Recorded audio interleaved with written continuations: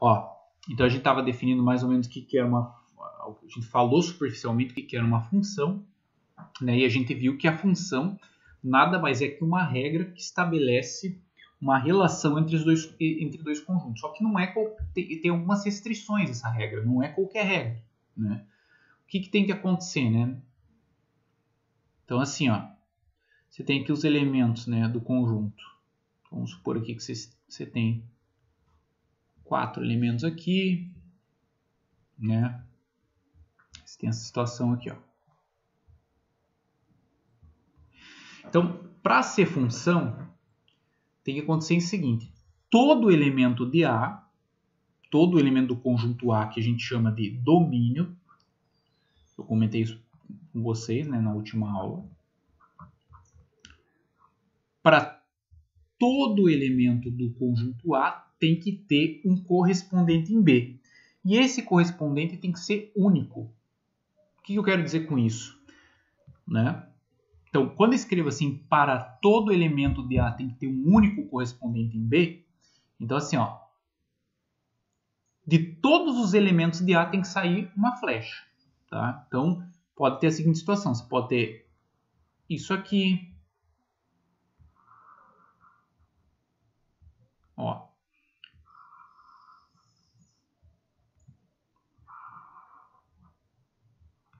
Beleza? Isso aqui é uma função. A gente denota aqui por uma função f. E a gente denota assim, ó. A gente denota f de A em B. F é a função, a regra que eu estou aplicando, tá? O A é o conjunto domínio, que a gente denota por domínio da função, D de F, e o B é o contradomínio,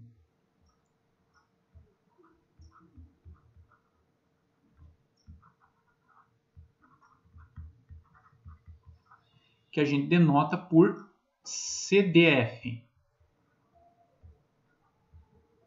né? Contradomínio da função f. Então, note, uma função é uma relação entre dois conjuntos tal que, para todo elemento de A, existe um único correspondente em B. Então, o que não pode acontecer? Eu não posso ter uma relação que, ó, de um ponto do domínio saem duas flechas. Tá? Não pode isso, porque senão você vai ter um elemento, por exemplo, você pega esse elemento aqui, ó, esse último elemento, ele não vai ter um único correspondente em B, ele vai ter dois. Então isso aqui não caracteriza uma função. Agora, eu posso ter dois elementos distintos aqui do domínio indo para um único no contradomínio. Isso pode acontecer. Tá? Porque, mal ou bem, ele é único, né? Então, esse elemento aqui, esse primeiro elemento, tem um único correspondente em B. Esse segundo elemento tem um único correspondente em B. Esse terceiro elemento tem um único correspondente em B. E esse quarto elemento tem um único correspondente em B. E é para todo. Todos os elementos de A têm um correspondente e eles são únicos. Isso significa dizer que no domínio, aqui, ó, não pode sobrar elemento.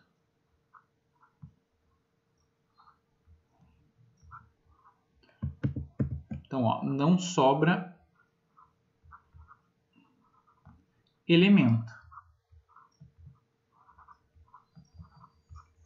Tá?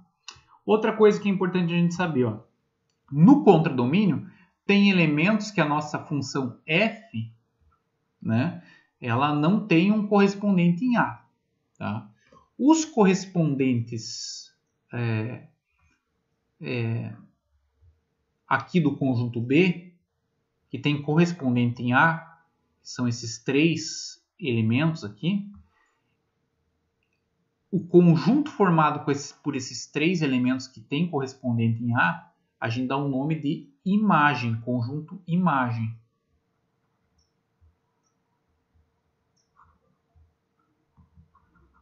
Que a gente denota por imagem da função f. Tá? A gente denota assim.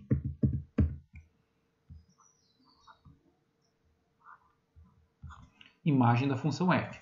Então, uma coisa importante que você conclui aqui, que a imagem é um subconjunto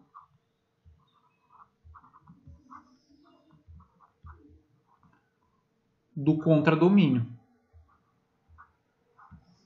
Porque ele está dentro do contradomínio. Então, a gente pode dizer assim, que a imagem está contida no contradomínio da função. Tá? Isso aqui é bem importante. Ah, professor, está muito teórico esse negócio de função, domínio, contradomínio. Vamos, por exemplo, numérico, então, que daí a gente fica mais fácil. Ó. Então, vamos fazer assim. Ó. Vocês vão já entender o que eu estou querendo dizer. Ó. Considere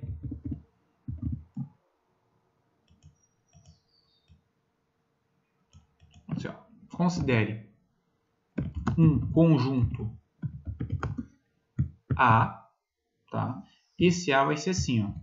Vou colocar aqui, por exemplo, 1, 2, 3, 4 e 5, tá? E B, eu vou dizer que B aqui, ó, é igual 3, 4, 5, 6, 7, 8, 9, 10, 11 e 12. E a função f de x igual 2x mais 1. Vamos lá, letra A.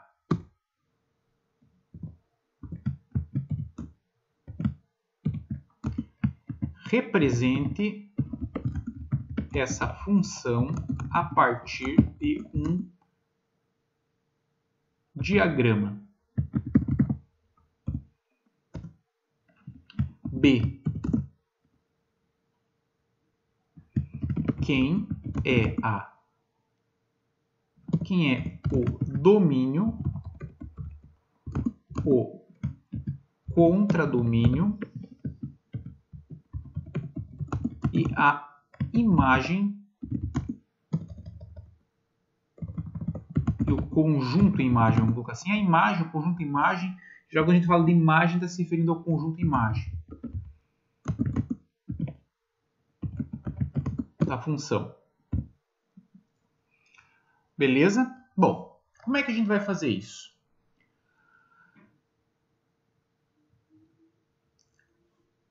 A gente tem a função.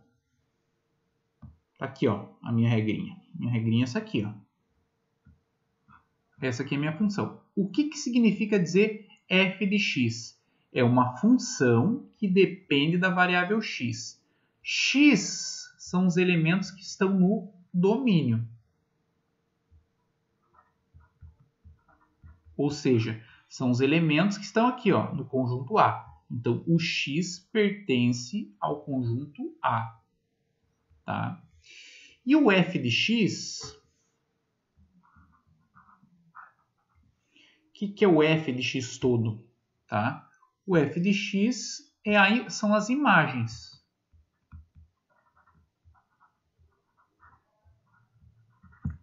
Então, f de x aqui, ó, os valores de f de x pertencem ao conjunto B.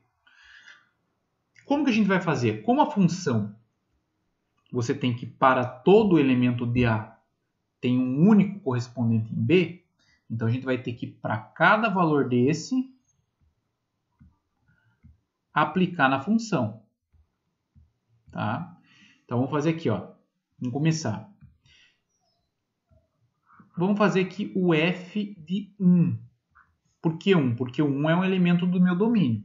O que é o f de 1? O f de 1, né, no lugar do x você está colocando, no lugar do x você está colocando 1, que é um valor do domínio. O f de 1, você vai ter um resultado. Da onde que você vai obter esse resultado? Colocando no lugar desse x aqui 1. Então, você vai ter o seguinte, 2 vezes 1 mais 1. Isso aqui dá quanto? 3. Então, o f de 1 é 3. Vamos lá, vamos fazer o f de 2. Então, f de 2, no lugar de x agora você vai colocar 2. 2 vezes 2 mais 1. Então, isso aqui vai dar 5.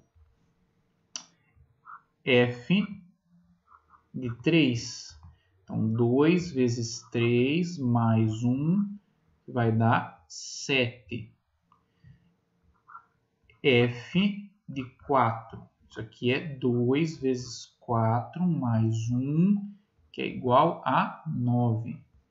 E F de 5, que é igual a 2 vezes 5 mais 1, que é igual a 11. Muito bem. Então, vamos começar aqui, Letra A. Represente essa função a partir de um diagrama. Então, vamos desenhar aqui, Vamos pegar aqui o conjunto A. Quem que está dentro desse conjunto A? Os números 1, 2, 3, 4 e 5. E vamos pegar o conjunto B.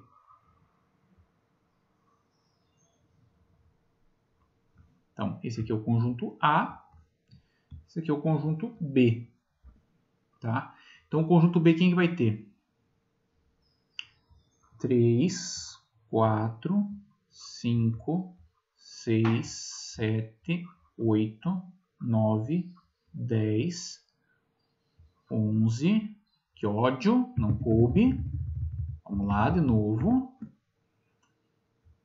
3, 4, 5, 6, 7, 8, 9, 10, 11, 12. Muito bem. E aí, vamos indicar, né? Quando você tem x igual a 1, você vem para cá, para o 3. X igual a 2, você vai para onde? Para o 5. X igual a 3, você vai para o 7. X igual a 4, você vai para o 9. E quando x é igual a 5, você vai para o 11. Então, isso aqui seria a representação por diagrama, a partir de um diagrama. Tá? Muito bem, então isso aqui seria... Oi? Pode tirar uma dúvida? Pode. Os números da imagem vão ser sempre ímpares? Não, nesse caso sim.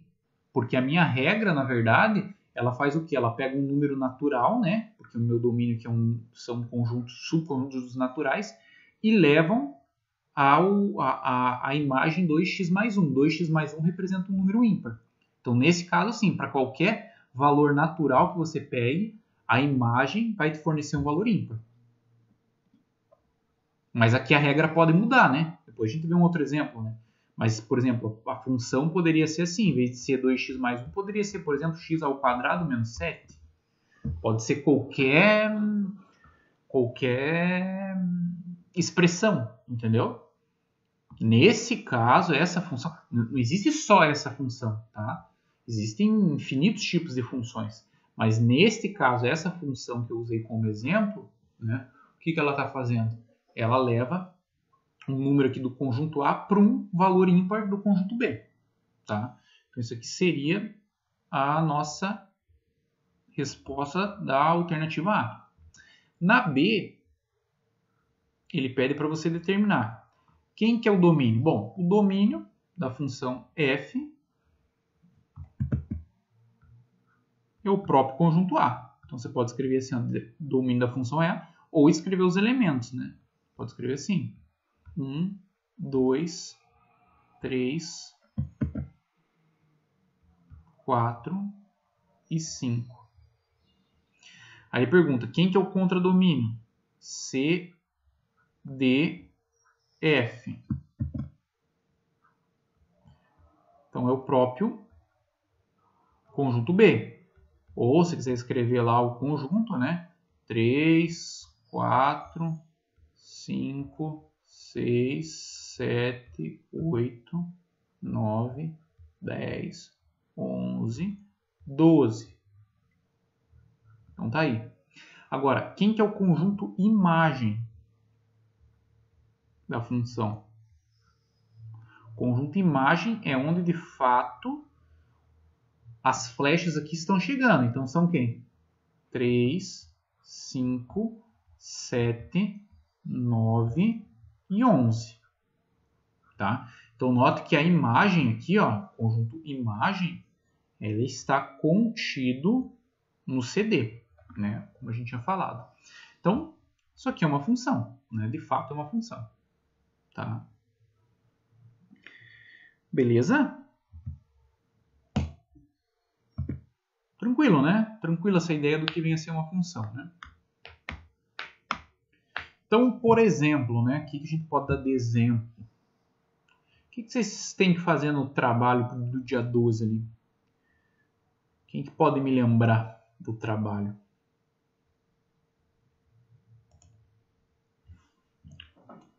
Qual que era a proposta do trabalho, né? Vocês calcularem o consumo de vocês, né?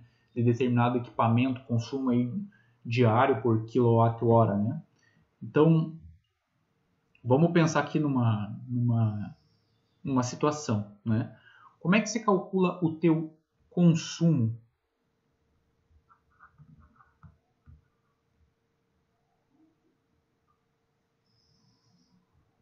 Ou se você... consumo, pode ser o consumo mesmo.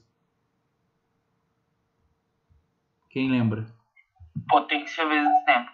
Isso. Então, o consumo vai ser a potência,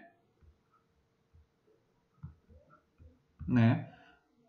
Multiplicado aqui pelo tempo. Daí, o que foi a sugestão, né? Aqui era interessante você colocar em quilowatt.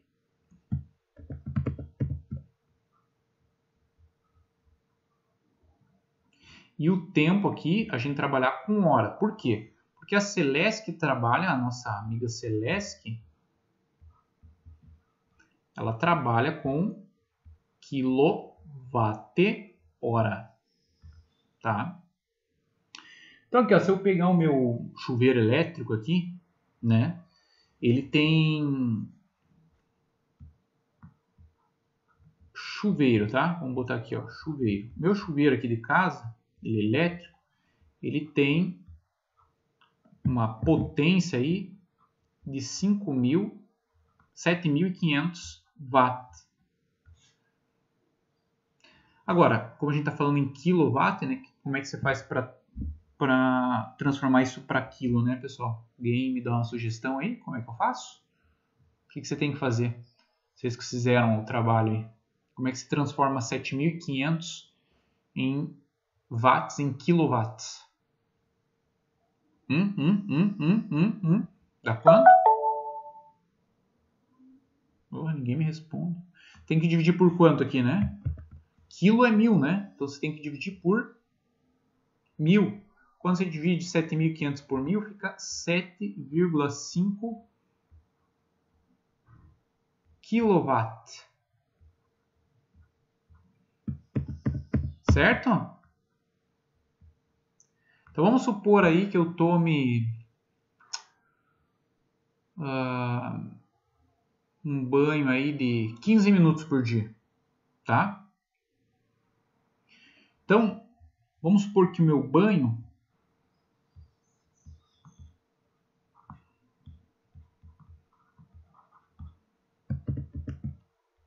o tempo de banho aqui seja correspondente a 15 minutos. Então, significa, se a gente colocar isso aqui em horas, né? Então, vai ficar 15 sobre 60. Quanto que dá isso? 0,25, né? Dá um quarto de hora. Então, 0,25 horas. Todos concordam comigo? Que dá 0,25 horas? 15 minutos é um quarto de hora. Um quarto, 1 dividido por 4 dá 0,25. Certo? Então, o consumo aqui, ó, que você vai ter para essa situação vai ser a potência, que é 7,5 multiplicado por 0,25.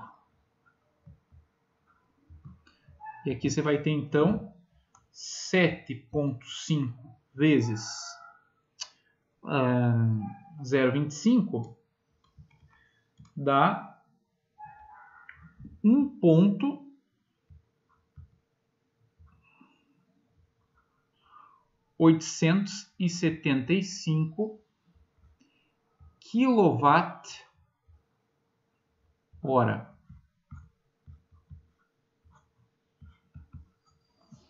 Certo? E se estiver na potência máxima, agora no frio, por exemplo, você está botando lá no 7.500, porque sabe que tem a variação lá da potência para deixar mais quente, mais frio. Tô partindo da premissa que a gente está usando a potência máxima do chuveiro, tá? Isso aqui por hora, tá? Então, se você usou, né, o chuveiro durante 15 minutos, você tem um gasto de 1,875 kWh. Se você toma banho uma vez por dia, então você vai pegar esse valor e multiplicar por quanto? Por 30, né? Então, no mês aqui, ó, o consumo mensal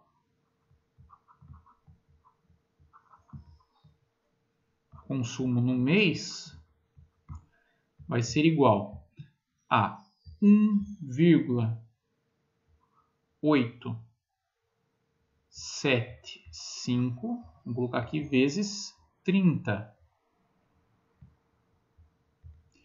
Isso aqui vai ser igual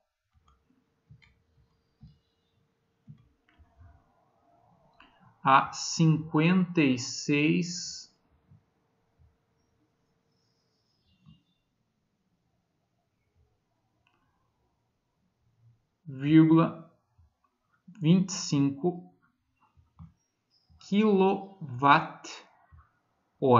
Quanto que está o kWh aí? Vocês pesquisaram da Celesc? Vocês lembram? 40 e quantos centavos?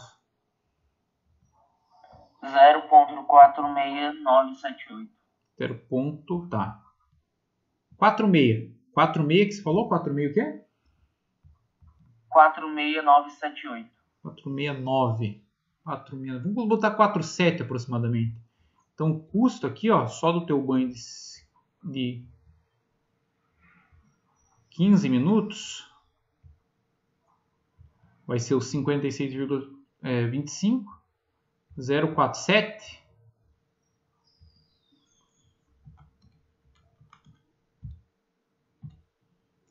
Então, se você tomar um banho de 15 minutos por dia, né, com essa potência máxima aí desse chuveiro, você vai ter um custo aí, ó, pra vocês terem uma ideia, só de banho, 15 minutos de banho, de R$ 26,43. Tá? Esse é o custo que você tem se você tomar um banho de 15 minutos por dia, tá?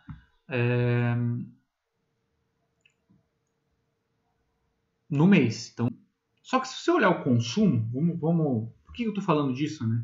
Por que eu estou falando disso? Se você olhar o consumo,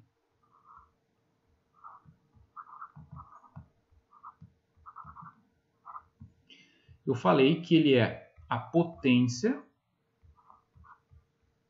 multiplicado pelo tempo. E a gente pode usar aqui C de consumo, P de potência e T de tempo. Isso aqui, ó, considerando, né, que a gente está falando do nosso chuveiro, a potência do meu chuveiro é 7,5 kWh, quilowatt, né, na verdade, vezes o tempo. Isso aqui nada mais é que uma função. Tá? Então, se você ficar, por exemplo, vamos supor que você fique aqui 1h30 ao longo de um mês, né? Quem vai ser o custo? Note que o tempo a gente está falando de tempo em horas, né? Então, 1h30 é 1,5 horas. Então, isso aqui vai ser igual a 7,5 vezes o tempo, que é 1,5. Então, se você ficar 1,5 horas no mês, o teu custo, o teu consumo em quilowatt-hora vai ser quanto?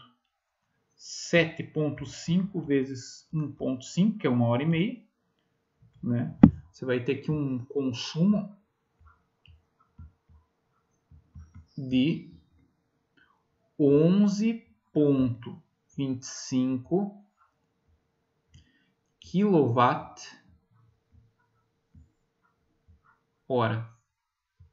tá?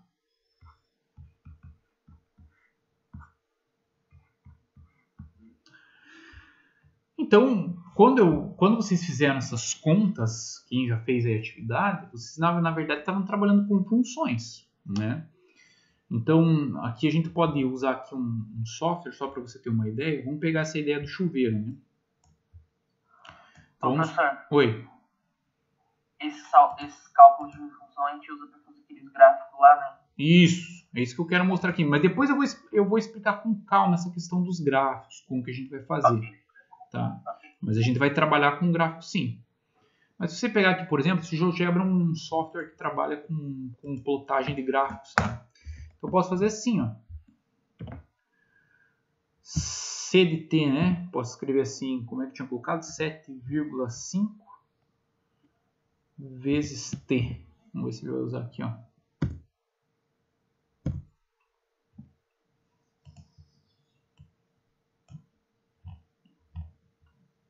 Então, olha só. Né? O que esse gráfico indica, né?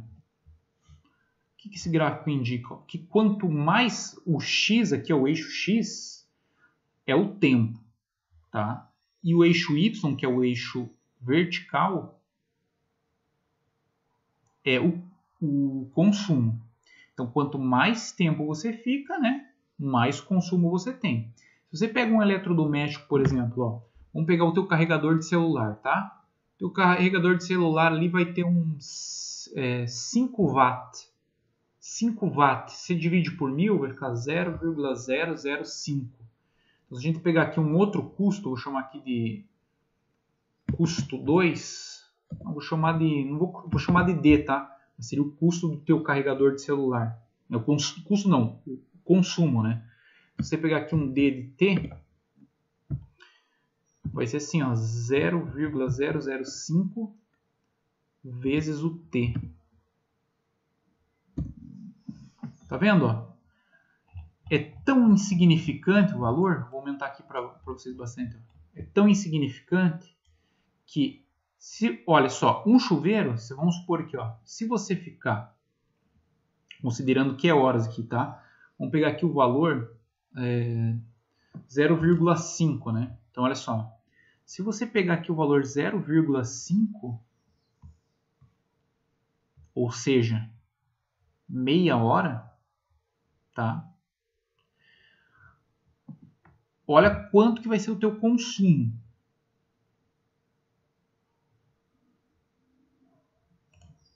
Teu consumo vai estar lá em cima, 0,5, tá vendo? O tamanho de 0,5 vai estar lá em cima. É só você fazer a conta aqui, né? 7,5 vezes 0,5, 7,5 vezes 0,5 vai dar 0,35.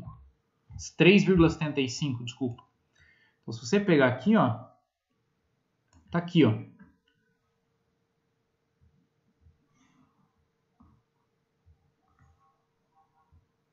(3,75 kWh), tá aqui.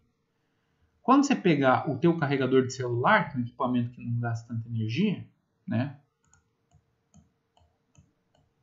Você vai olhar lá embaixo, ó, 0,5. Qual que seria o valor aqui, né? Seria, só para a gente ter uma ideia, né? 0,005 vezes 0,5.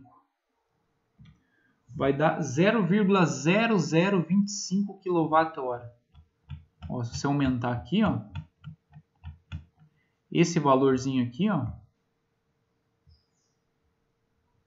corresponde a 0,0025 kWh. Tá? Então, é óbvio, aí a gente costuma deixar o carregador na tomada, tá? Mas assim, não vai ter uma interferência tão grande, né? Se você usa, isso estou considerando meia hora, né? Mas para você carregar o teu celular, você leva, vamos fazer uma continha bobinha aqui, tá? Vou voltar aqui para a tela, tá? Vamos supor que você carregue o teu celular. Vamos pensar num outro exemplo aqui. Tá, pessoal? Olha, eu só estou por enquanto explorando ideias, tá, com vocês. Então não se preocupe assim, mas não entendi muito bem o conteúdo. Eu quero que você só entenda essas ideias que eu estou colocando para vocês. Vamos pegar assim uma situação do celular, tá?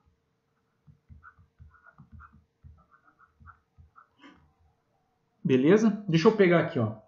Vou pegar o meu carregador aqui só para ter uma ideia, tá?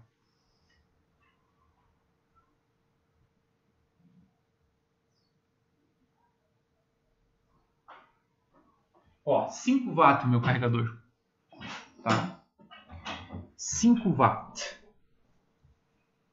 Então, a potência, vamos pegar aqui em média, tá? O meu é um S9, tá?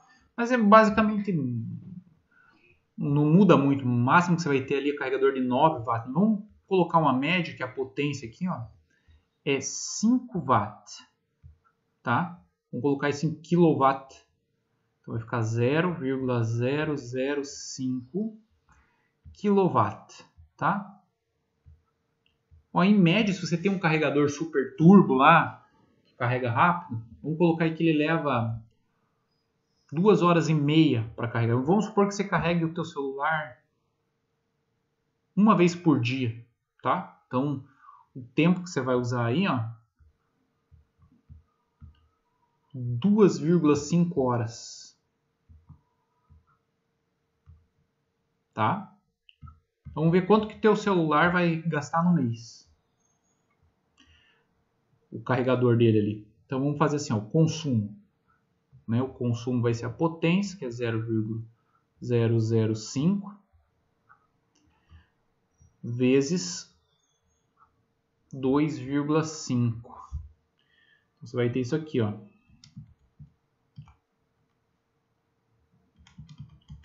Você vai ter 0,0125 kWh.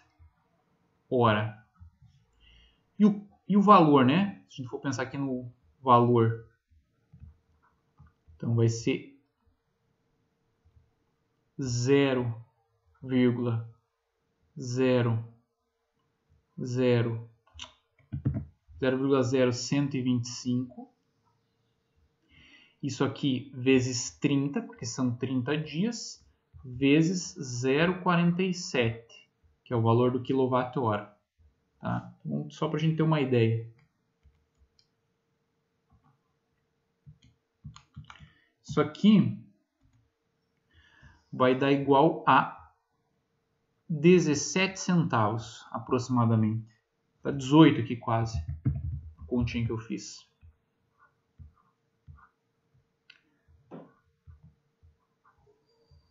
18 centavos. Só que você não tem só o teu celular, né? Aí você pega mais de 4 pessoas que tem lá na tua casa. Isso estou supondo que você carregue uma vez por dia teu celular, porque a gente fica no carregador ali horas, né? Então, se você tem 4 pessoas, isso aqui vai dar quanto? 18 vezes 4, fazendo continha aí, 0,72. Então, se você pensar, mas 72, 400 é pouquinho, beleza. Mas você pensa assim, ó, você tem o celular que você carrega, tá? Mas você tem várias coisas na sua casa que fica de modo stand-by. Então, por exemplo, quando você desliga a tua TV no controle, ela não está totalmente desligada, tá? Ela fica no modo stand-by ali que está gastando, tá? Teu micro-ondas em casa, fica aquela luzinha ligada, Ele não está em funcionamento, mas está no modo standby, está gastando. Entendeu? Você pega, por exemplo, qualquer equipamento eletrônico, um som, está desligado, mas está consumindo. Aí você vai adicionando todos esses quilowatt-horas no final você já vai ter um valor razoável. Né? Mas a análise nesse momento que eu queria fazer é mais ou menos dessa, né? Qual é o indicativo que você tem aqui, né? Quando eu peço para você olhar esses gráficos, é o seguinte: por que a reta aqui do chuveiro tem uma inclinação muito maior, né? Que a reta aqui do carregador de celular? Porque o consumo dela é muito maior. Quanto mais tempo você fica no chuveiro, maior vai ser o seu consumo. O celular não faz tanto consumo, entendeu? E é aqui que a gente trabalha com as funções. Mas onde que estão os conjuntos A e B que você estava falando, professor? Onde é que estão esses conjuntos A e B que você está falando? Assim, ó, quando eu falo, por exemplo, voltando ao caso do chuveiro aqui, né? A situação que a gente tinha do chuveiro. Quando eu falo que o consumo em função do tempo do chuveiro é 7,5 vezes o tempo em hora que você fica, quais são os dois conjuntos aqui que você está trabalhando? Você tem o conjunto A, que representa o quê? O que está nesse conjunto A? É o tempo, né? Então você fica 1, 2, 3,5 horas o tempo. E o conjunto B quem que é? São os valores de quem aqui? Do consumo em função do tempo. O que relaciona esses dois conjuntos? A função consumo de t. C de t. Ali eu usei f de x, mas c de t é a mesma coisa, tá? Então, essa função c de t, ela te dá o custo em função do tempo. Então, quando eu escrevo c de t, eu estou falando do custo que você vai ter com relação ao tempo. Tá? Então, você está relacionando dois conjuntos. No caso, quem são os elementos do primeiro conjunto? São os valores possíveis de tempo. E quem que é os elementos do segundo conjunto? O consumo de acordo com o tempo que você usou. Tá? Então, por isso que isso aqui caracteriza uma função. Tá certo?